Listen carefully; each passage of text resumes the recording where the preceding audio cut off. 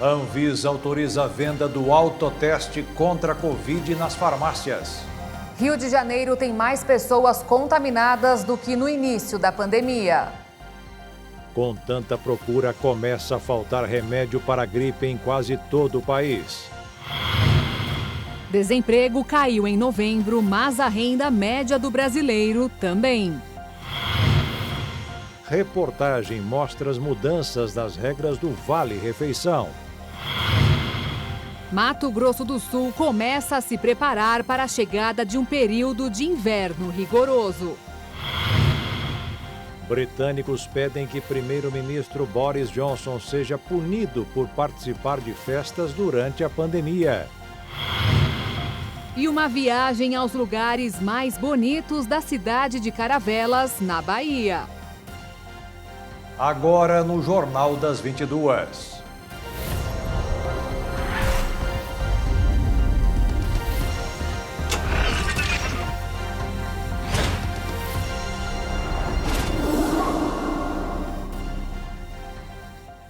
Olá, boa noite. Boa noite.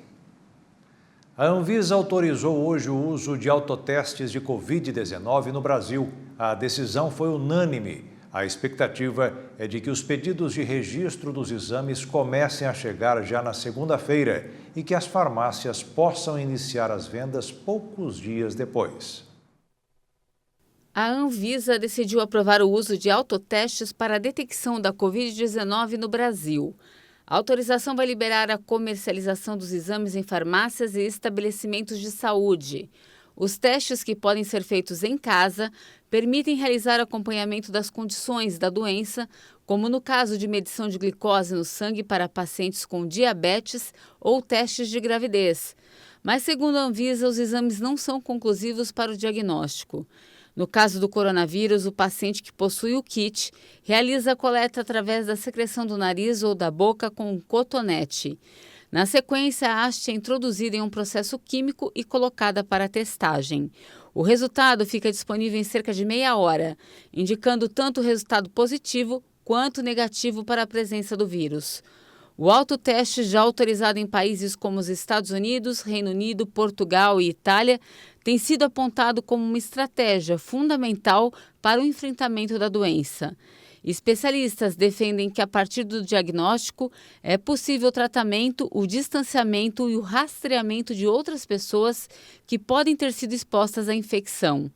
O Ministério da Saúde afirmou que a aprovação é uma estratégia complementar ao Plano Nacional de Expansão da Testagem. Os casos de Covid explodiram no Rio de Janeiro. Em menos de um mês, o número de casos é o maior do que todo o primeiro ano de pandemia. A cidade do Rio de Janeiro registrou nos primeiros 26 dias do ano 228.129 casos de Covid-19. Este número é maior do que todos os casos confirmados em 2020, no primeiro ano de pandemia, quando somou 218.033.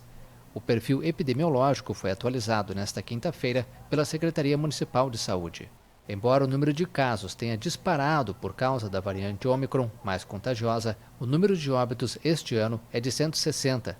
No ano passado, foram 16.108 mortes. E com esta onda de Covid e gripe ao mesmo tempo, começou a faltar remédios nas farmácias de quase todo o país. A indústria não está dando conta de tanta procura por medicamentos contra a febre, nariz entupido e dor de garganta. A indústria farmacêutica não estava preparada para a epidemia de influenza fora de hora. Resultado, os antigripais mais conhecidos sumiram das prateleiras. Analgésicos, antigripais, antitérmicos também, anti-inflamatórios, acabaram tendo uma grande falta. Esta farmácia tinha estoque de antigripais para 3 meses, mas os medicamentos acabaram em menos de um mês. Outro problema é que muitos desses remédios que estão em falta continuam sendo prescritos pelos médicos. Do conhecimento do farmacêutico em saber, poder ter esse diálogo profissional, para estar substituindo, e também ter contato com os postos de saúde mais próximos, para estar comunicando eles, olha, tal medicamento está em falta, teria como às vezes prescrever esse, que é o que ainda está tendo, pode estar suprindo essa demanda. Neste caso, a orientação do profissional farmacêutico se faz ainda mais necessária e importante. Não ficar em dúvida, às vezes a pessoa tem um receituário e essa demanda, acaba ficando indo de farmácia em farmácia, atrás da medicação, sendo que às vezes é um problema que, em contato direto, às vezes com o profissional que fez a prescrição e tudo mais, já poderia ser resolvido. E agora vamos ver como estão os números da vacinação contra a Covid no Brasil. De acordo com as Secretarias de Saúde dos Estados e do Distrito Federal, 360.111.365 doses foram aplicadas até hoje, dia 28 de janeiro. 79,5% dos brasileiros já receberam pelo menos uma aplicação. E mais de 149.606.000 estão totalmente imunizados com as 2 doses ou com a vacina de dose única. O Brasil é o 4º país que mais aplicou vacinas no mundo, atrás apenas da China, Índia e Estados Unidos.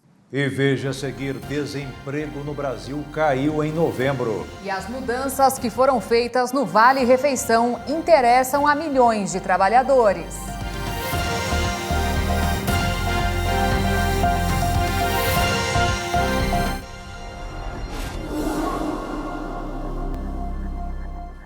O desemprego caiu em novembro, mas ainda atinge mais de 12 milhões de brasileiros. Esta é a menor taxa desde o trimestre encerrado em janeiro de 2020. A taxa de desemprego no Brasil recuou para 11,6% no trimestre encerrado em novembro. Apesar da queda, a falta de trabalho ainda atinge 12 milhões e 400 mil brasileiros. Segundo o IBGE, esse é o menor índice desde o trimestre encerrado em janeiro de 2020, quando a taxa era de 11,4%. No levantamento anterior, referente ao trimestre encerrado em outubro, esse índice estava em 12,1%, atingindo 12 milhões e 900 mil brasileiros. No período entre setembro e novembro, houve uma redução de 1,5 milhão de pessoas na busca por uma colocação profissional. De acordo com a PNAD, no mesmo intervalo do ano anterior, a queda no volume de desocupação foi de cerca de 2 milhões. Apesar da redução do desemprego, o rendimento real habitual também caiu 4,5% em relação ao trimestre anterior, chegando ao menor rendimento da série histórica, iniciada em 2012. Foi lançado hoje em Brasília o Programa Nacional do Serviço Voluntário para tentar reduzir ainda mais as estatísticas do desemprego. Jovens e adultos desempregados terão oportunidade de se capacitar trabalhando em prefeituras e recebendo uma bolsa. Segundo o Ministério do Trabalho, o programa vai oferecer oportunidade aos desempregados para adquirirem experiência profissional e capacitação em cursos de qualificação. Os jovens de 18 a 29 anos serão priorizados, assim como as pessoas acima de 50 anos que estão fora do mercado há mais de 2 anos. Essas pessoas poderão trabalhar em meio período em prefeituras, recebendo meio salário mínimo e capacitação com a expertise do Sistema S. O objetivo do Programa Nacional de Serviço Civil Voluntário é aumentar a empregabilidade desses trabalhadores e transferir renda através de Bolsa Qualificação. A medida provisória que cria o programa foi assinada e lançada nesta sexta-feira em uma cerimônia no Palácio do Planalto. Estavam presentes o presidente da República, Jair Bolsonaro, e ministros de Estado. Também foi assinado um protocolo de intenções entre o Ministério do Trabalho e Previdência e o Sistema S, para a execução do programa e qualificação dos trabalhadores.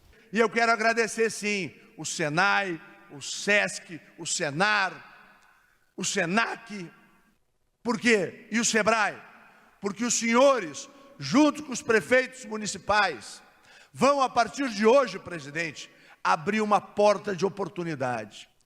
Mas alguém pode lhe dar uma referência? Eu nunca tive oportunidade. Na conversa com alguns líderes sindicais, presidente, que recebi no ministério, um líder de uma grande central disse: mas ministro, o senhor e a sua equipe vão precarizar o trabalho destes jovens. Meu amigo, eles já estão precarizados. Nós vamos permitir, presidente, que esses filhos do Brasil sejam entregues como única opção, deputada Bia, o tráfico de drogas? Ah, não vamos não.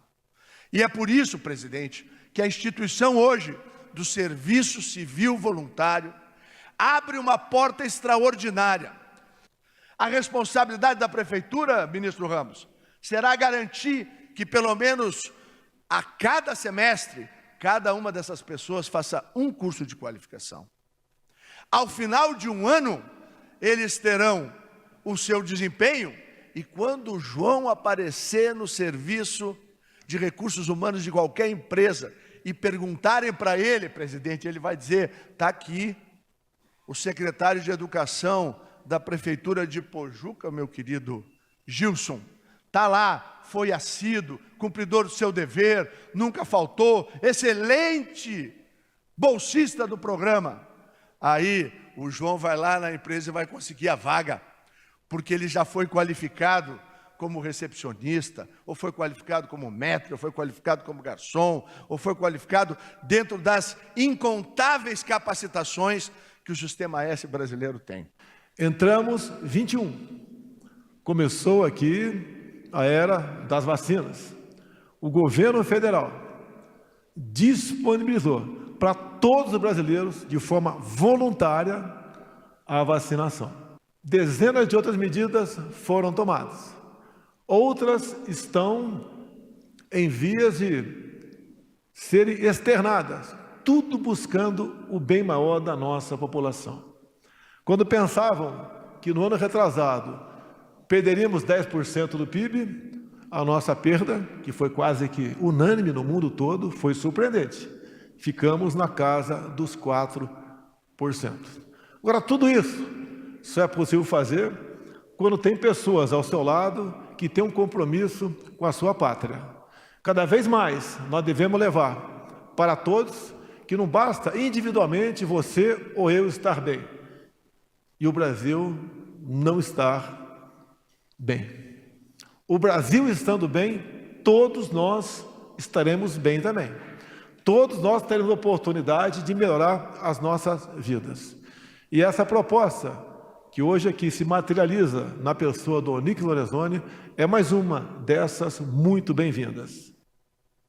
A inflação do aluguel voltou a subir. Com a alta em relação a dezembro, o indicador agora acumula alta de quase 17% em 12 meses. O índice geral de preços mercado ficou em 1,82% em janeiro, após variar 0,87% no mês anterior. Segundo a Fundação Getúlio Vargas, com o resultado, o índice acumula alta de 10,91% em 12 meses. Em janeiro de 2021, o índice havia subido 2,58% e acumulava alta de 25,71% em 12 meses. A inflação do aluguel fechou 2021 com alta de 17,78%. O IGPM, como é conhecido, serve de parâmetro para o reajuste de diversos contratos, como os de locação de imóveis. Além da variação dos preços ao consumidor, o índice também acompanha o custo de produtos primários, matérias-primas, preços no atacado e dos insumos da construção civil. Desde 2020, o índice tem subido bem acima da inflação oficial do país, medida pelo IPCA. No ano, o IGPM acumulava alta de 23,14% em 12 meses.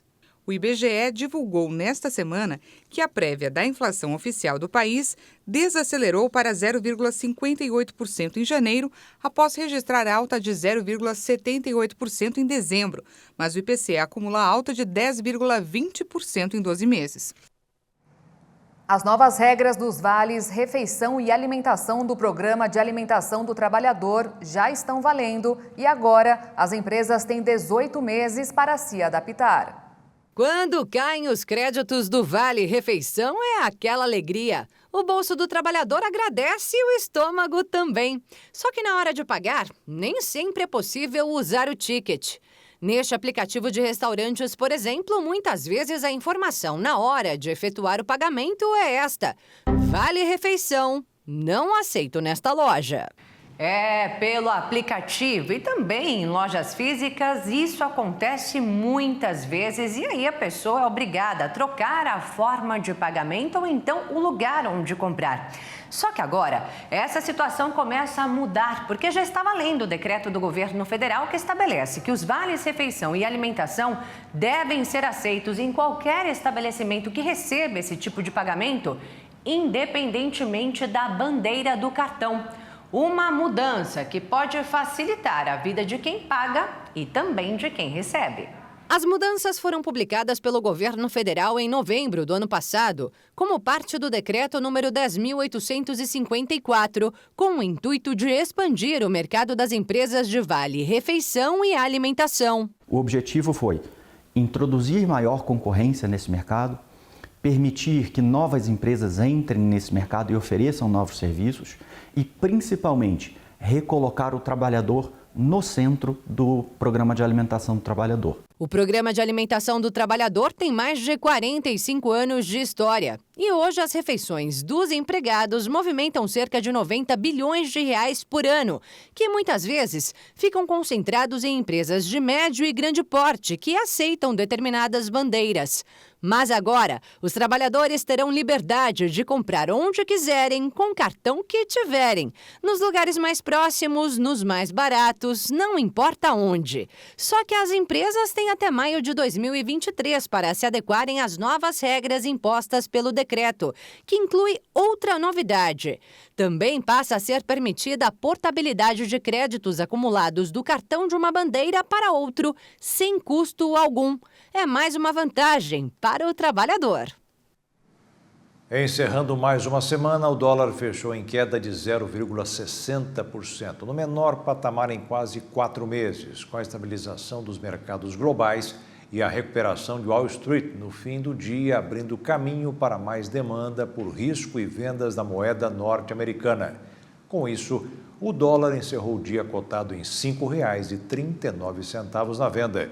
Já a Bolsa de Valores também fechou em queda de 0,62%, com 111.910 pontos. A Argentina anunciou um novo acordo para pagamento de uma dívida bilionária ao Fundo Monetário Internacional, o FMI. A notícia foi divulgada no mesmo dia em que o país deve pagar mais de 700 milhões de dólares pelo primeiro vencimento deste ano de uma dívida de 44 bilhões. Quero anunciar-lhes que o governo da Argentina ha chegado a um acordo com o Fundo Monetário. Quero anunciar que o governo da Argentina chegou a um acordo com o Fundo Monetário Internacional. Governar é um exercício de responsabilidade. Tínhamos um problema e agora temos uma solução. O presidente não deu detalhes sobre o acordo que deve aliviar o ônus dos vencimentos da dívida concentrada neste ano e no próximo. O FMI concedeu à Argentina em 2018, durante o governo do liberal Maurício Macri, um empréstimo de 57 bilhões de dólares em meio a uma crise cambial. O país recebeu cerca de 44 bilhões, uma vez que Fernandes renunciou às parcelas pendentes quando assumiu o governo em dezembro de 2019. Em 2020, após reestruturar cerca de 66 bilhões de dólares em dívidas com credores privados internacionais, o governo iniciou negociações com o FMI para substituir o acordo por um pacto que estendesse os prazos de pagamento. Um quadro do pintor italiano Sandro Botticelli foi arrematado por quase 242 milhões de reais em Nova York. O que tornou o leilão tão concorrido foi o fato de que as obras do artista renascentista são raras em coleções particulares. Depois de uma acirrada disputa entre dois compradores que fizeram por telefone seus lances e ofertas adicionais de 100 mil dólares, o quadro foi vendido por 39 milhões e 300 mil dólares.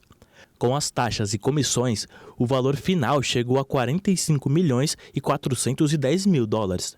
O quadro é um retrato de Jesus em um fundo preto, com um olhar profundo, uma coroa de espinhos em volta da cabeça e cercado por anjos. Suas mãos, machucadas, estão amarradas com cordas. Segundo especialistas, a pintura é do início do século XVI, já no final da vida de Botticelli, que viveu entre 1445 e 1510. O quadro teria pertencido no século XIX a uma famosa cantora inglesa da época, Adelaide Campbell Sartorius, e mais tarde a seus herdeiros. Na última venda, ocorrida em 1963, a obra foi leiloada por 10 mil libras. E veja a seguir, o Brasil vai zerar o imposto em operações feitas com moeda estrangeira. E veja também, britânicos pedem punição ao primeiro-ministro Boris Johnson pela participação em festas durante a pandemia.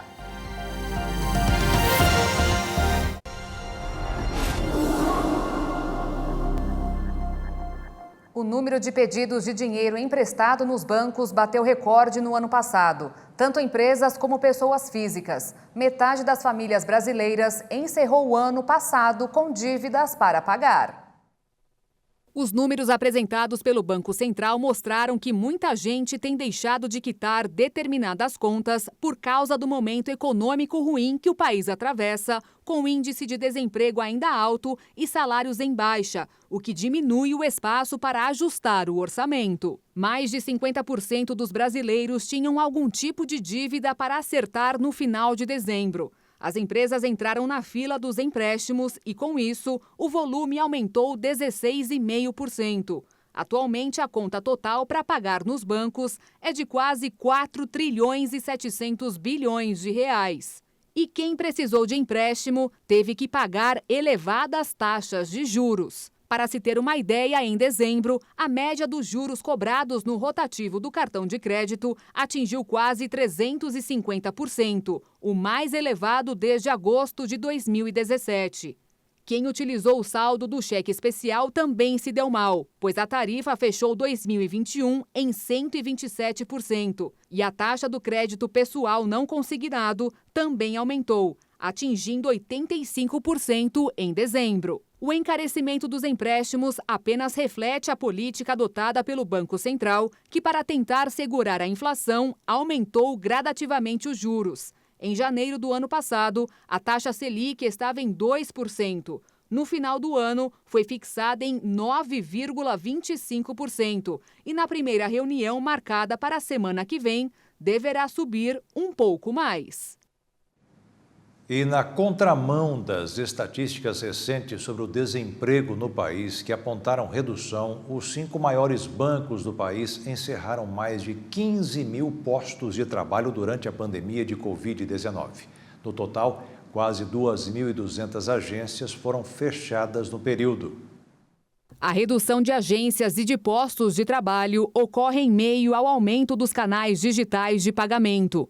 Um estudo do Diese mostrou que Banco do Brasil, Caixa Econômica Federal, Bradesco, Itaú e Santander somavam pouco mais de 389 mil trabalhadores em junho de 2021, último dado disponível. No fim de 2020, no entanto, eram cerca de 2.500 trabalhadores a mais. Os dados revelam que a maior redução foi no Bradesco. O banco fechou quase 10 mil postos de trabalho em 2020 e 2021 e também registrou o maior número de fechamento de agências da pandemia de Covid, 1.527. A exceção foi o Itaú, que terminou o primeiro semestre de 2021 com 3.900 funcionários a mais do que o registrado no fim de 2020.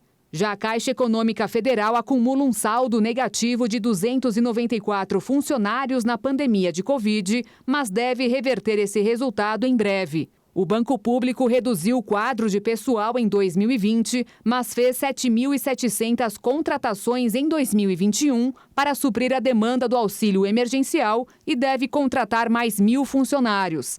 A Caixa ainda pretende abrir 268 novas agências em 2022. O Ministério da Economia anunciou nesta sexta-feira que vai zerar o IOF, o Imposto sobre Operações Financeiras em Transações com Moeda Estrangeira, até 2029. A medida, segundo a pasta, é um passo decisivo para acelerar o ingresso do Brasil na OCDE. De acordo com a pasta, a redução será gradual e deve começar já em 2022, inicialmente com operações de entrada e saída de recursos estrangeiros de curto prazo de até 180 dias. As mudanças serão feitas por meio de decreto presidencial. A redução do IOF é uma das obrigações a serem cumpridas pelo Brasil para a adesão aos códigos de liberalização de movimentação de capitais e de operações invisíveis. instrumentos obrigatórios do processo de adesão à OCDE. Em nota, o Ministério disse que o corte do imposto vai contemplar 4 faixas de incidência do IOF cambial, com reduções graduais para cada faixa. O primeiro grupo envolverá as operações de curto prazo. O segundo abrangerá transações com cartões de crédito ou débito, cheques de viagem e cartões pré-pagos internacionais. O terceiro grupo, por sua vez, englobará operações de câmbio para a aquisição de moeda estrangeira à vista no Brasil, para a transferência de recursos ao exterior. O quarto grupo, por fim, envolverá as demais operações de câmbio. A pasta ressaltou que, no caso de crises futuras, as regras da OCDE permitem a adoção de medidas prudenciais, desde que não sejam discriminatórias ou com alíquotas excessivas. Segundo o Ministério, a mudança vai melhorar o cenário para todas as transações internacionais. Pelo terceiro dia seguido, o Brasil bateu recorde e registrou nas últimas 24 horas o maior número de casos contabilizados em quase 2 anos. Foram 269.968, de acordo com o Ministério da Saúde, além das 799 mortes em decorrência da doença no mesmo período. Confira os números da pandemia em escala mundial. Já são mais de 368 milhões e 573 mil casos e mais de 5 milhões e 645 mil óbitos. Os Estados Unidos se aproximam dos 73 milhões e 718 mil diagnósticos e tem um total de 880.866 vítimas fatais. A Índia passou da marca de 40 milhões e 622 mil contaminações. O Brasil beira a marca dos 25 milhões e 35 mil casos, com quase 22 milhões e 136 mil pessoas recuperadas. Ao todo, são 625.884 mortes. Já a França tem mais de 18 milhões e 596 mil casos positivos da doença. E o Reino Unido ultrapassou os 16 milhões e 446 mil pessoas que foram contaminadas. Considerado um dos maiores jogadores de tênis da história, o espanhol Rafael Nadal está na final do Australian Open, que é o primeiro Grand Slam da temporada. Se for campeão, Nadal passará a ser o maior vencedor de torneio desse nível com 21 títulos. Atualmente ele está empatado com o suíço Roger Federer e o sérvio Novak Djokovic com 20 conquistas. Para chegar à final, o espanhol venceu o italiano Matteo Berrettini por 3-1, parciais de 6-3, 6-2, 3-6 e 6-3. Após o jogo, Nadal se emocionou durante a coletiva, comentou sobre sua carreira e a possibilidade de levantar o troféu. Passei por muitos momentos desafiadores, muitos dias de trabalho duro sem ver uma luz. Tive muitas conversas com minha equipe e com minha família sobre o que poderia acontecer se as coisas continuassem daquele jeito, pensando que, talvez, fosse uma chance de dizer adeus.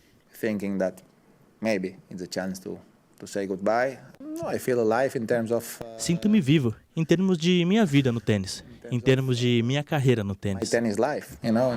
E a luta para chegar a mais uma final foi árdua. Rafael Nadal chegou a perder 4 quilos durante uma partida de tanto transpirar, mas seguiu em frente e no próximo domingo poderá marcar mais um recorde na carreira. Na decisão, vai enfrentar o russo Daniil Medvedev, que venceu o greco Stefanos Tsitsipas na outra semifinal, também por 3-1. Com 35 anos, Rafael Nadal ainda não fala em aposentadoria, mesmo conhecendo bem as dificuldades físicas nessa etapa da carreira. E você vai ver daqui a pouco, a previsão agora é inverno rigoroso no Mato Grosso do Sul. E uma viagem aos lugares mais bonitos da cidade de Caravelas, na Bahia.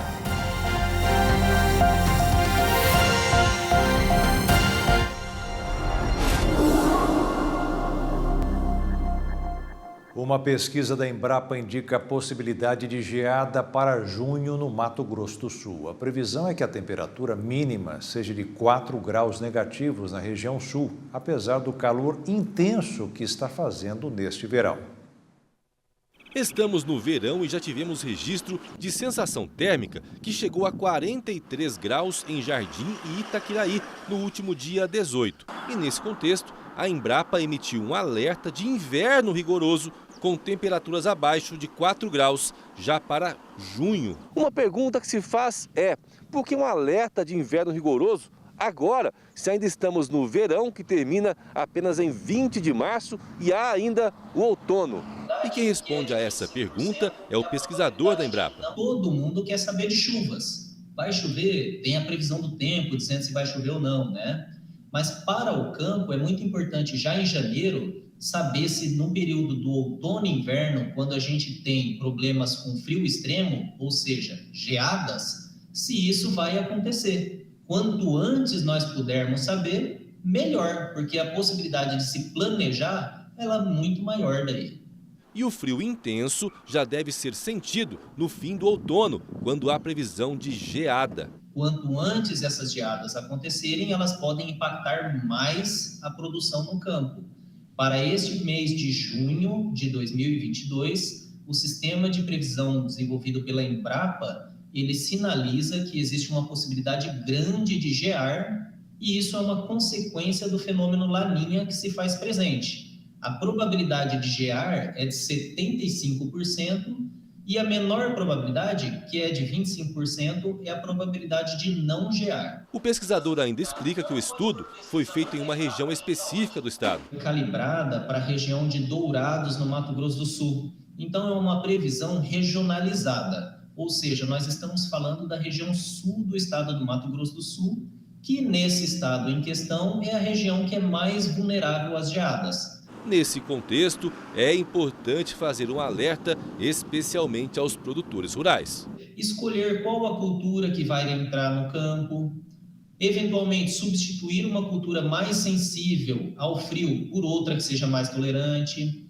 planejar as datas de semeadura para fugir do período do frio extremo e, principalmente, a aderência ao zoneamento agrícola de risco climático.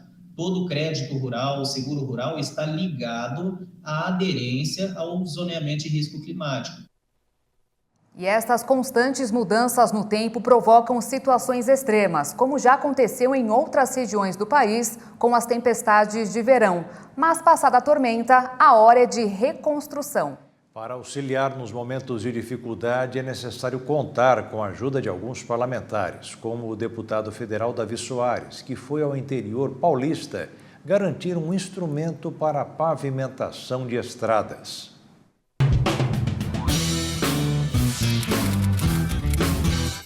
Os próximos dias serão de chuvas intensas entre São Paulo, Minas Gerais, Paraná e Mato Grosso do Sul.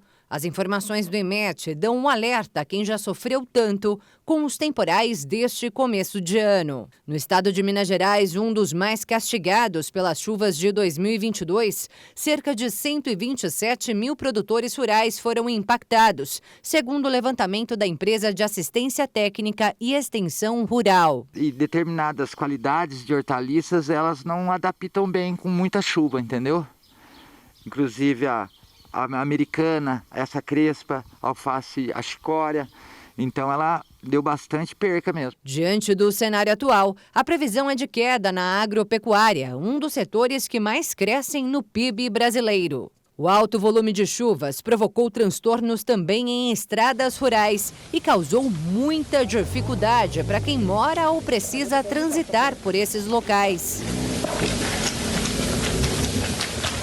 Enquanto uns contabilizam os prejuízos, outros começam a reconstruir. No estado de São Paulo, o município de Paraibuna acaba de receber do deputado federal pelo Democratas, Davi Soares, o apoio que vai renovar os 1.200 quilômetros de estradas da região, como anunciou o prefeito da cidade neste vídeo.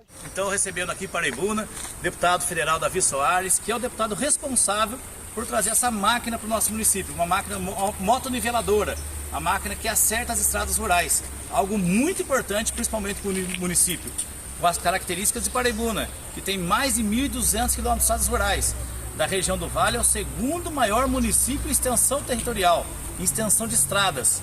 Então, algo muito útil e muito necessário. Muito obrigado, deputado. Olha, prefeito, na verdade eu fico de alma limpa, feliz, porque nós passamos momentos difíceis. O senhor pediu, a gente está num momento de uma pandemia, foi feito lá todo um trabalho político no governo federal, abriu-se a possibilidade desse encaminhamento e imediatamente falei, Paraibuna, preciso encaminhar a reto para a Paraibuna, e fomos lá com diversos percalços, fomos vencendo todos eles.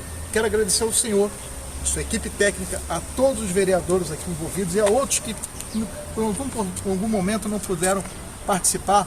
Muito obrigado, fui vereador, sei a importância do Legislativo Municipal e quero aqui parabenizar a cidade, que vai ter condições de continuar tocando nesse momento de chuvas e sabendo que não vai ficar 6 meses esperando a prefeitura vir. A prefeitura agora tem equipamento de ponta para realizar o serviço necessário à transitabilidade da nossa cidade.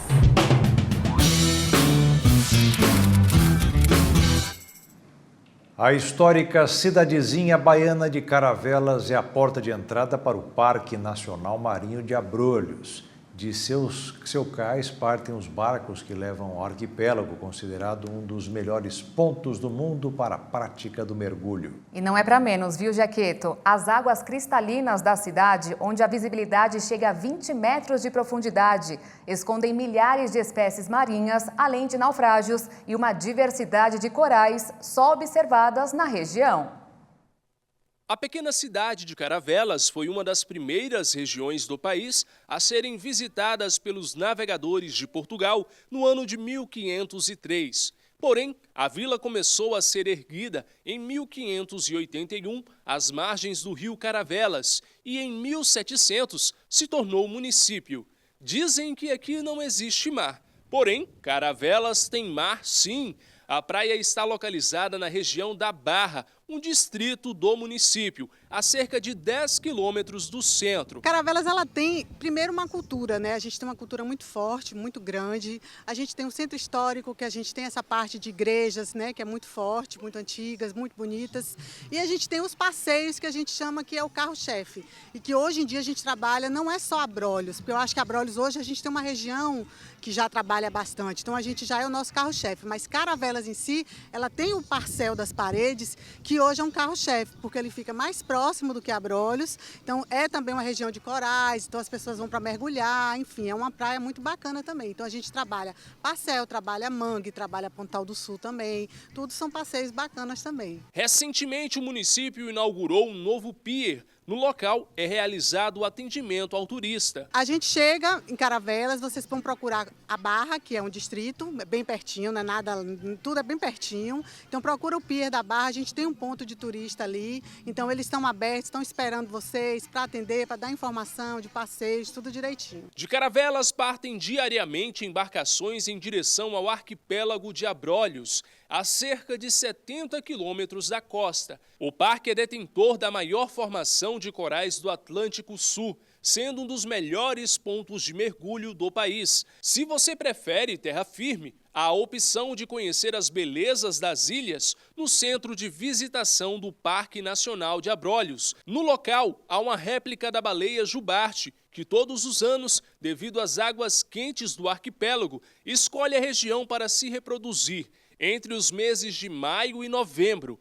Além disso, óculos de realidade virtual nos levam a uma magnífica viagem. Caravelas encanta aos seus visitantes. Eu sou de Minas Gerais, né? Lá no meu estado não tem praia.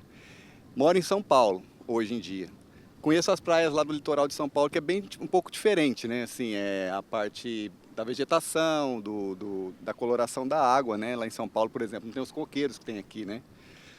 Aqui há tempos atrás, eu venho todo ano, então há tempos atrás eu fui fazer uma visita a Abrolhos também, né? Um lugar assim, bem conhecido, né? Geograficamente, historicamente e pela questão da preservação, né? Então eu acho muito bonito. Aqui começa, por exemplo, aqui tem a coloração da água, que ela é uma coloração diferente. Ali no meio já é uma outra coloração, entendeu? E a diversidade aqui é magnífica, né? Aqui é uma cidade que lembra muito o interiorzinho, assim mesmo. Eu que morei em Minas Gerais, por exemplo, é uma cidade pequena. A gente mora em São Paulo hoje, é aquela coisa turbulenta tal e tudo. E aqui para mim é como se tá em casa, se estivesse em casa, né? Em Minas, só que tem a questão do mar, né? Que acrescenta. Um misto de viagem no tempo e ecoturismo.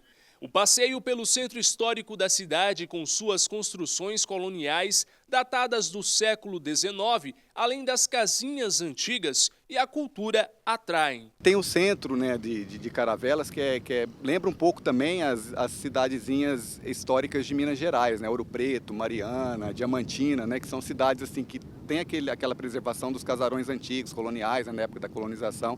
E eu acho bem interessante mesmo. A Austrália divulgou nesta sexta-feira um plano financiado por 700 milhões de dólares, cerca de 3 bilhões e 780 milhões de reais, para proteger a Grande Barreira de Corais e impedir que o enorme recife seja removido da lista do Patrimônio Mundial da Unesco. A iniciativa tenta impedir que o enorme recife seja removido da lista do Patrimônio Mundial da Unesco devido à deterioração do ecossistema causada pelas mudanças climáticas.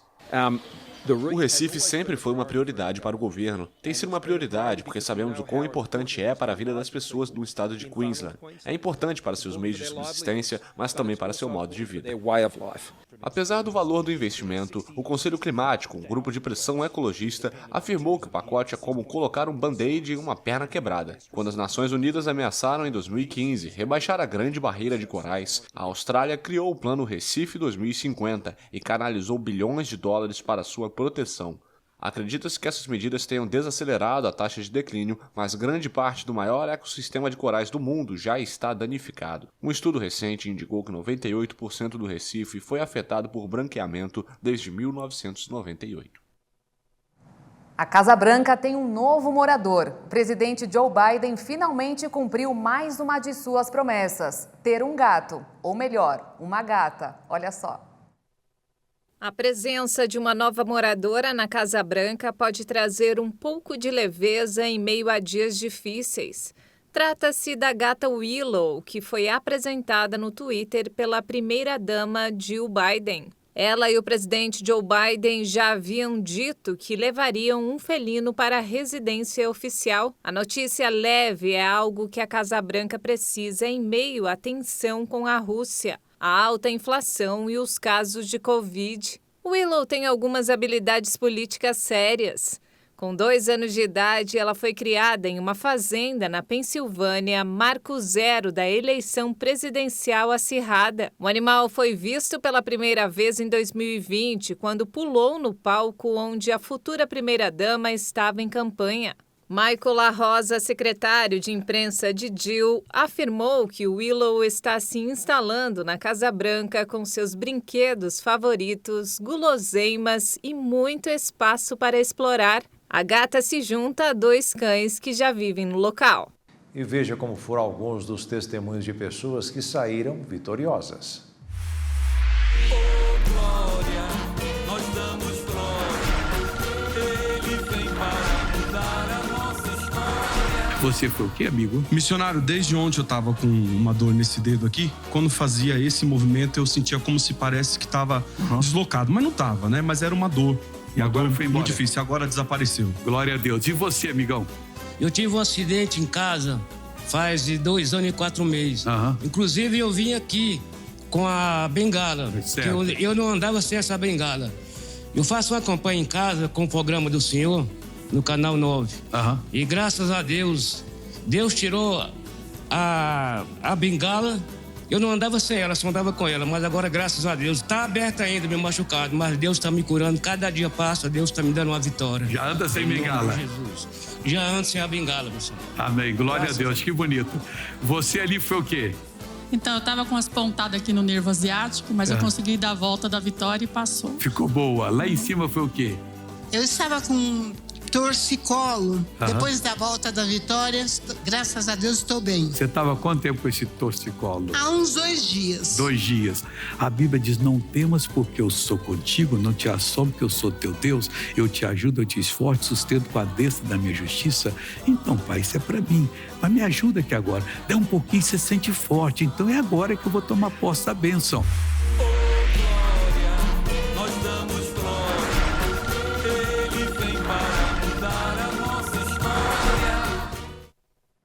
E o Jornal das 22 termina aqui. Obrigada pela sua companhia, um ótimo fim de noite e fim de semana para você. Se cuida e até segunda. Boa noite, fique na paz. Tchau.